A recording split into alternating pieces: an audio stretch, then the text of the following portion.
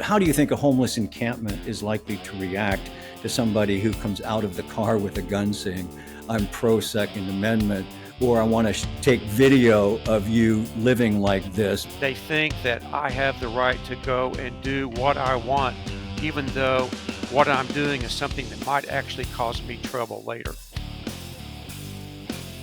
This is the In Self-Defense Podcast with Don West, Steve Moses, and Sean Vincent, exploring high-profile self-defense cases and identifying the lessons learned for concealed carriers.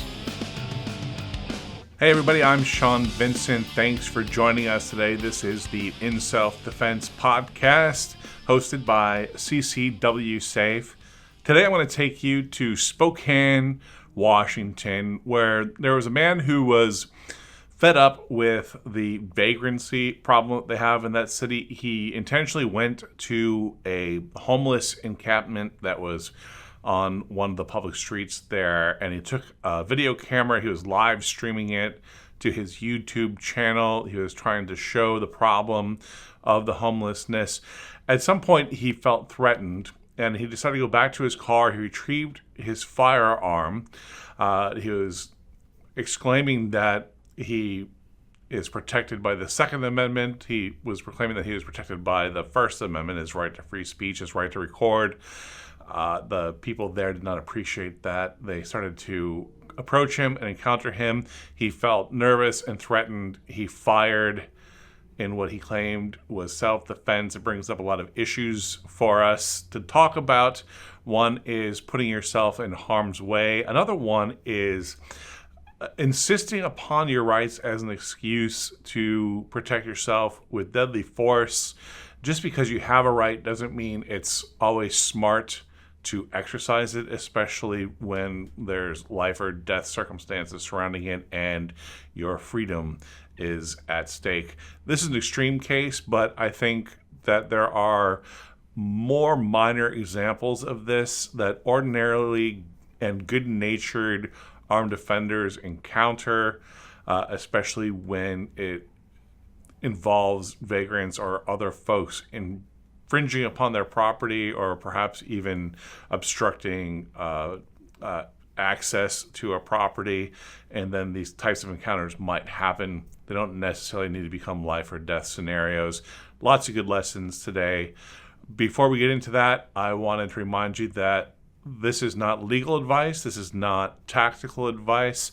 Our goal with the In Self-Defense Podcast is to look at high-profile self-defense cases, look for the lessons learned for armed defenders and concealed carriers, have an informed discussion that will help you make smarter choices. Every self-defense situation is unique, and you're responsible for your decisions. I'm joined today by Steve Moses. He's a well-regarded firearms instructor and a CCW Safe contributor.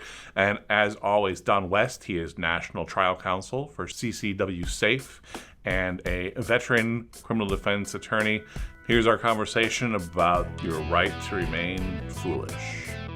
Do either of you know? I feel like I should know. Is it Spokane or Spokane? Spokane. Okay. Doesn't rhyme with cocaine. It rhymes with pecan. It rhymes with pecan, yeah. Toucan. It's Coeur d'Alene. Coeur d'Alene? Coeur d'Alene. Coeur d'Alene, which is, in my mind... Or Idaho, that's Idaho. Idaho, yeah. A little mountain village in the middle of the Rockies that, in my mind, is almost like a magical fairy tale land. I'd like to go there someday. Yeah, I've passed through, been downtown, and the water in the mountains, absolutely spectacular. Coeur d'Alene, by all accounts, is a remote but beautiful place in the Rocky Mountains. And this guy, is his name Hoyt? That's his last name? So that's his first name, isn't it? Is it? Was it Hoyt Webb? I think that's right. Let me look at this real quick. Hoyt Webb. Hoyt Webb, yeah. Hoyt Webb. Well, you know how podcasts are always known for their acute, precision and details and facts, right? So we'll get it right. Hoyt Webb, he travels from his little idyllic Idaho town into Washington State, across the mountains over to Spokane, from time to time. And Spokane is one of those cities that has a real problem with homelessness, their policies, whatever they may be, and whether we agree with them or disagree with them. There are a lot of folks on the street there. And he has he got some press credentials through some internet website that provides credentials to people who feel that the mainstream media has an agenda.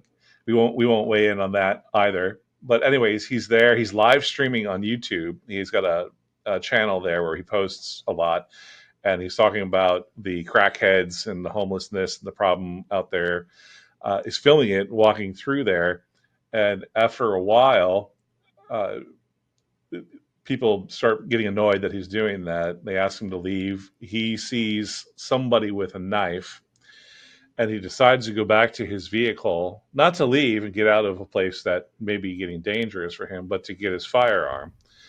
And he comes back, and I saw one of the screenshots from it, and there's all these homeless people now coming towards him. It kind of reminds me of a scene from Night of the Living Dead, right? And he's shouting out, "I'm constitutionally protected," to these folks. Um, he's narrating that there are threats and weapons, although that's not evident from the reporting I read in the video. I haven't seen the video. Uh, Later, he actually starts saying repeatedly, "I feel threatened. I feel threatened." The tone of this article suggests that is to lay a predicate for a potential use of force that was to be imminently true. Somebody comes up a little close to him. He shoots him. One of the homeless people around actually said, "That wasn't self-defense, man. You're going to go to jail." Turns out he was correct. The guy is in jail, or was taken to jail. And that's kind of the end of the scenario, but it brings up a lot of issues that, although these are extreme, that we've seen in less extreme scenarios.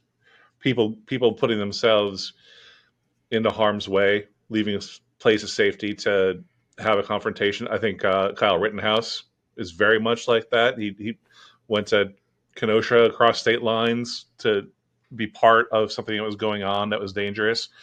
Um, I'm going to want to talk about this. Happens more and more since we all have HD cameras in our pockets. There are incidents where people start recording each other as part of an escalation of a verbal conflict. And I want to talk about how much of an escalation and how threatening that recording is. But then also this idea of sort of trying to legally, vocally lay a predicate for the use of self-defense before the threat happened, and how that's certainly counterproductive to any use of force claim that you might make later, especially if it's recorded by your own camera. But Steve, tell me, were there any details that you noticed that were worth mentioning that I didn't talk about that caught your eye and your first blush reaction? Well, I seem to recall that I think there was a reference to people flipping him off, and he Yeah. began cursing at them. And so he was being antagonistic when there was no need to do so. I mean, again, just the fact that he went down there just seemed, completely foolhardy. But to go ahead and engage those people and then, be, antagonistic to them, I think was just a huge mistake.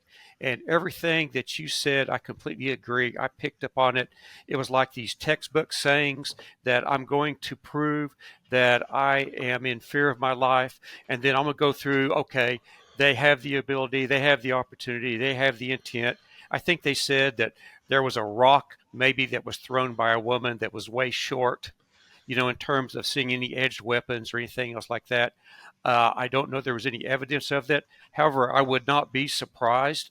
Typically, homeless people that live in the street, they are known to carry, edged weapons, and in many instances, it's just to protect themselves, against other homeless people. So it's not that they're looking for them for, using as a for criminal purposes. It's just that they look at it almost for just defensive purposes. So the fact that they are armed or something to that effect, or even have anything, is just, I think that's not anything worth getting completely upset about. But I think it is enough to say, okay, I need to vacate this area and I need to do it right now.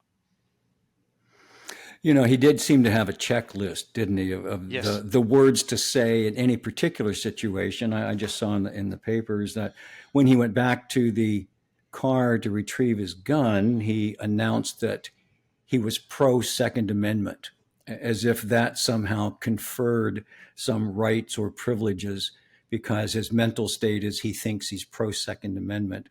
And that therefore gives him the right to assault people, which is what he did on numerous occasions. In addition to shooting someone, he assaulted others. He also fired a warning shot at some point, Oh, which that's is correct. Yes. another crime right there. So as he's engaging these folks, he goes to one of these other tropes where he says, "I'm constitutionally protected."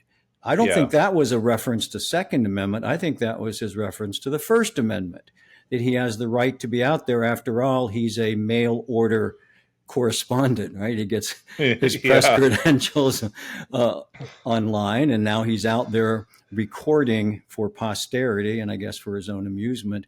And so he's constitutionally protected with the First Amendment. So here's a guy whose immediate appearance and demeanor is kind of jerkish and confrontational. He announces he's pro Second Amendment. He announces he's constitutionally protected within a group of people who are absolutely struggling to survive day to day. And it Yes. sounds like they've just, among other things, didn't want to hear it. And they certainly didn't want to be videotaped, whether or not that's constitutionally protected, which, you know, frankly, it is for the most part.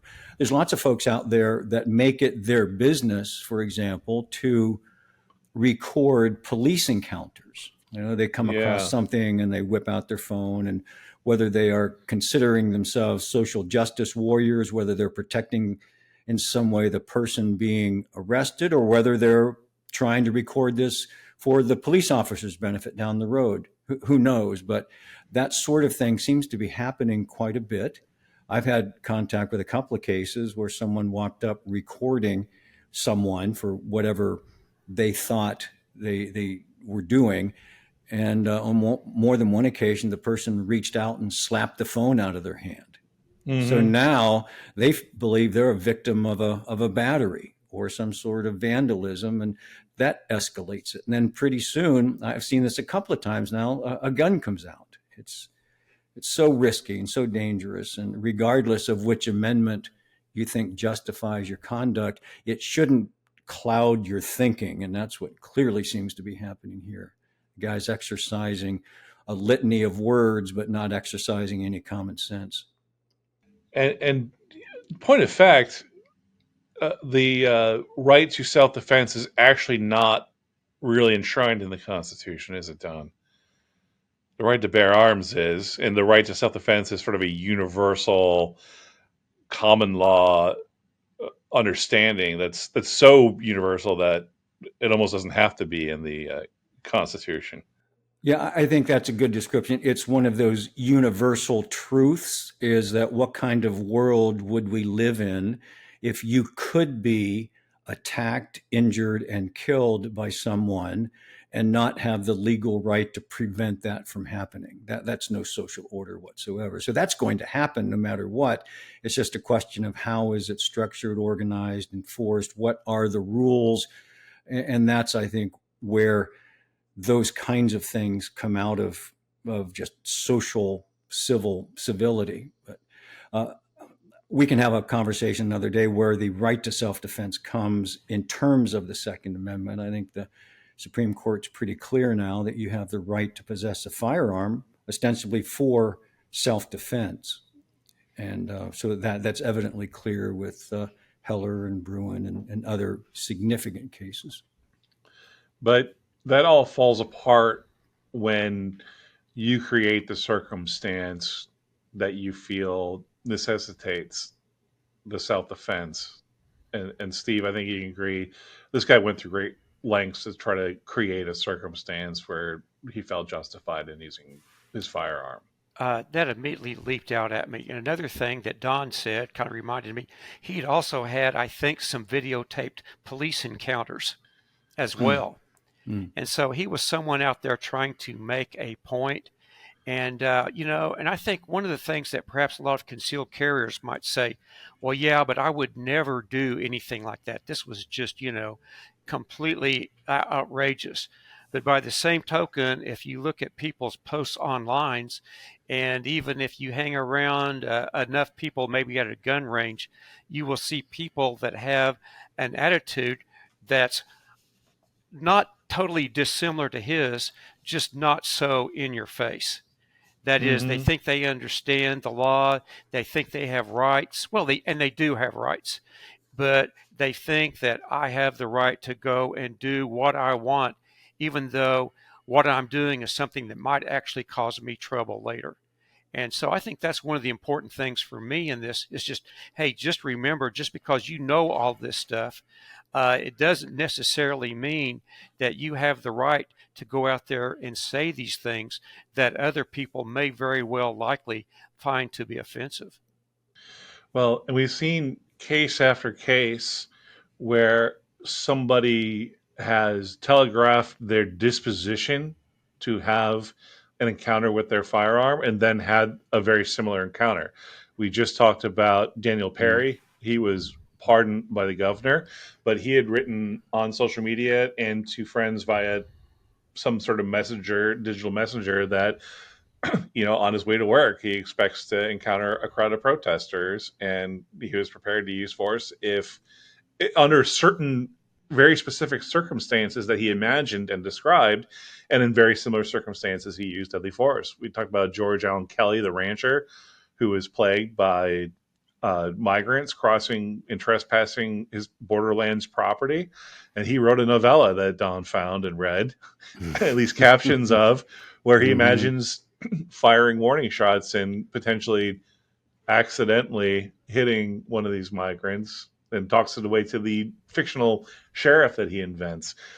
uh, we just talked about the Lapeer, Michigan gas station shooting where the guy had bought a 38 caliber pistol that he told a friend was a good gas station That's gun, right. Yep. and then he ends up having a deadly encounter at a gas station, right? And so this mindset of I'm constitutionally protected, or I feel threatened, throwing that out there.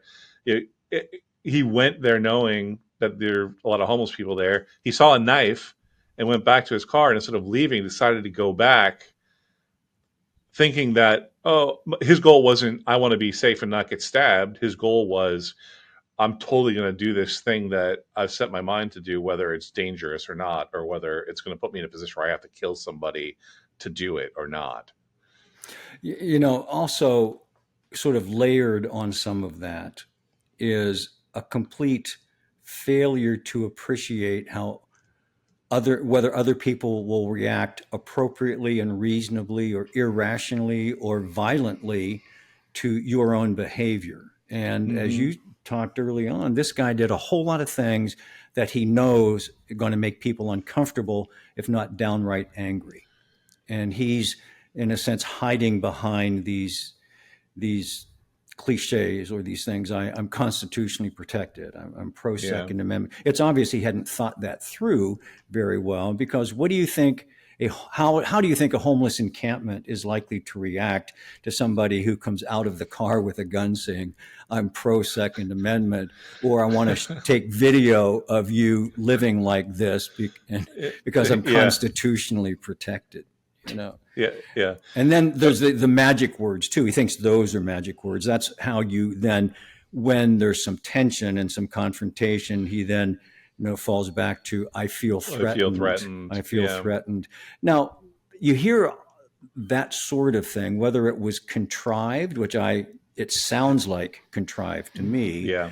And there's lots of examples of whether you can actually take those comments seriously in this context. I would say no, because I would think that if he felt threatened, he would just go back to his car and leave, frankly, Well, that's what a rather than. prosecutor is going to argue. Yeah. Absolutely. Yeah. I think you hear police officers say. Maybe they know they're being recorded, maybe they don't. I suspect they do things like stop resisting. And on the video, there's a guy laying there, like he's in a coma. And yet you hear 15 times, stop resisting, stop resisting. That's the same sort of thing in my mind. Or flip it around, you hear, I can't breathe, I can't breathe. And we know some of that's absolutely true and needs to have the right response. But that's also one of those little litany type things that you hear in certain contexts. So we have a whole list of that stuff. I want to. So there might be someone listening, like, okay, that's all good. This is an interesting conversation, but I would never go do that. I don't have an agenda. I'm not going to put myself in harm's way like that. But let's bring it to a scenario that we've encountered before in real life that's much more likely to happen. What if you're leaving a county fair or an amusement park or the mall or whatever, and there's a bunch of people hanging out and leaning on your car, and maybe they don't look friendly, right? Mm-hmm. You have every right to go up to them and say, hey guys, that's my car, get out of here. See how they respond. You might, if they don't want to leave, you might say, I'm recording you now. You're on my car, that's my property, and you need to leave. I've called the police. There's lots of different ways to interact with that. I think you feel more at that point. It's not, you're not going into someone else's spot. This is your car, but you're still sparking what could become a dangerous confrontation. And we've, seen those cases, right? See if I see it. Go ahead, Don. I agree. Well, only that when it comes back, Steve will talk, and I hope he does talk in detail about how you handle something like that to prevent it from going south or going down the toilet. But legally, they all get analyzed the same basic way. Were you perceived by the prosecutor, the police, as the initiator in that situation because you took them on because they wouldn't do what you asked, which was leave your car alone? Or did you provoke it somehow? Did you invite it? Did you escalate a situation and wind up using more than proportional force? It really goes back to that same sort of thing. But I think there's lots of things that we can learn from the tacticians, how to just never have to deal with that because you don't wind up shooting anybody. Well, and so many of the times, all you got to do is say, "Hey guys, I need to go. Do you mind, letting me get in my car and driving out here?" Just basically make it a request. And I'm really of the mind that if they, kind of bow up on me, is I'm not going to try to convince them. That is okay. Then I'm going to go ahead. I'm going to go leave. I'm going to contact, I'll contact management. I'll contact 911. I'll let them know it's you said non-emergency, but I need to get to my car, and I've asked some people to allow me to do that, and they won't let me, and let the officers handle it. By the same token, I also have to remember is that it's pretty easy for those people to run me down. If they know what kind of car I have, they have the driver's license, uh, they can, get that information and find you. What I always try to remember is that, I've had a bunch of cars. I'm a little bit older. I probably don't have as many cars in my future as, I would like. But, my car, it can be replaced. There's only a few things that can't be replaced. And every one of those are attached to, a human being that I care about or I'm responsible for. Let's talk about mindset a little bit more. We talked about that at the beginning, where you maybe have mistaken concepts of how broad your right to self-defense is, how broad maybe even the castle doctrine is. The reporters who were working on this case went to this guy's home where he lived, I believe, with his parents. In the basement, did it say? Well, does he live in the basement with his parents? Maybe that's where his YouTube studio is. Maybe, but it says. I'm sorry, we shouldn't generally condemn basement dwellers. Yeah, I mean that's cheap. That's a Oh, low blow, but it sure has a ring of authenticity in this well, case. I'm certain wherever he was, there was a unshaded light bulb hanging from a string somewhere, swinging maniacally. Here's the real point: is they go and on the window there's an American flag being hung, and then there's a sign that says some sort of warning, security. I can't read the whole thing because in front of the security warning sign is one that says this house guarded by shotgun 3 nights a week. You guess which three? And then there's a silhouette of a shotgun, right? And I see you both smiling. I've seen variations of this sign, and generally it's by people I know and I like, and who are passionate about their right to bear arms and their right to defend themselves, and they mean it.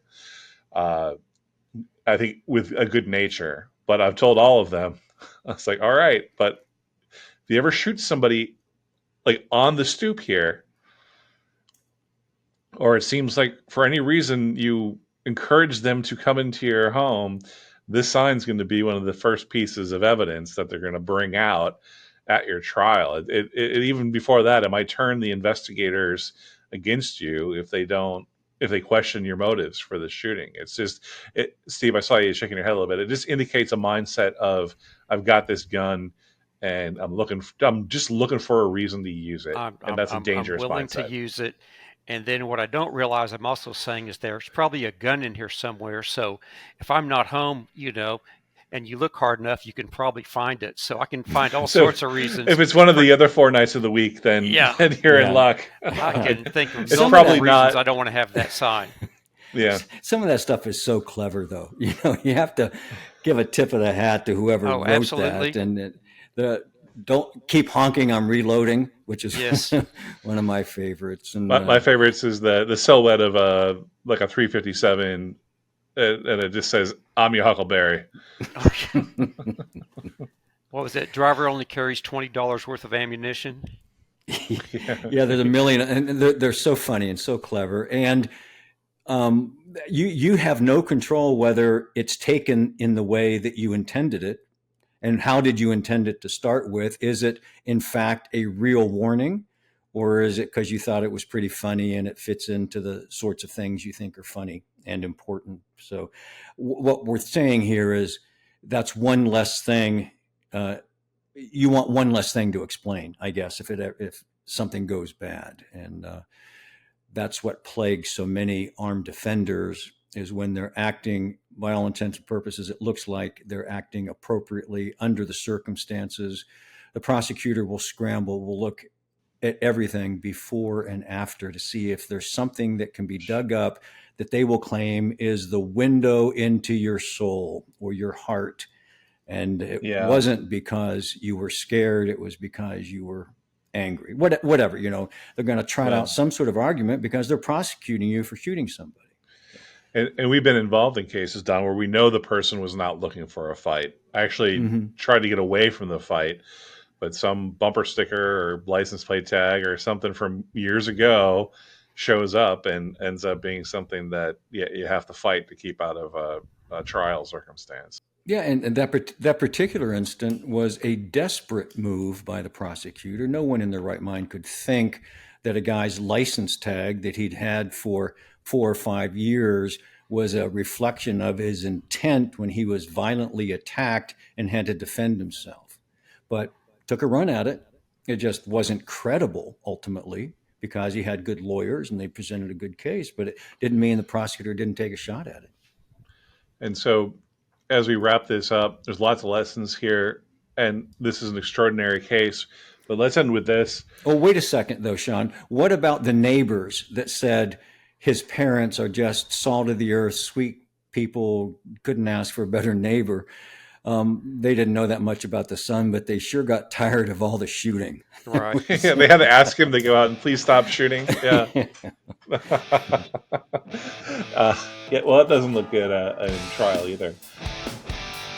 All right, everybody, that is the podcast for today. I appreciate you listening through to the end. There's new cases every week. We'll be talking about more of them soon. Check in with us. Until then, everyone, as always, be smart, stay safe, and take care.